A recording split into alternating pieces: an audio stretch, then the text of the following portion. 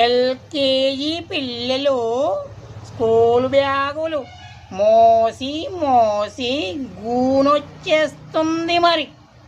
కేజీలకు కేజీలు స్కూల్ బ్యాగులు మోసుకుంటూ పాపం డైలీ అష్టకష్టాలు పడుతున్నారు మరి.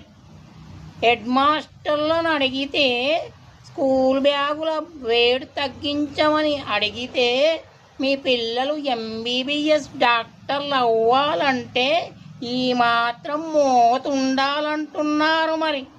ఎల్కేజీ పిల్లలు ఎంబీబీఎస్ డాక్టర్లు అవుతారో లేదో దేవుడెరుగు, కానీ గూని రావడం మాత్రం గ్యారంటీ అనిపిస్తుంది నాకు. మరి మీ పిల్లల్ని జాగ్రత్తగా స్కూళ్ళకు పంపాలి మరి. చూసుకోండి.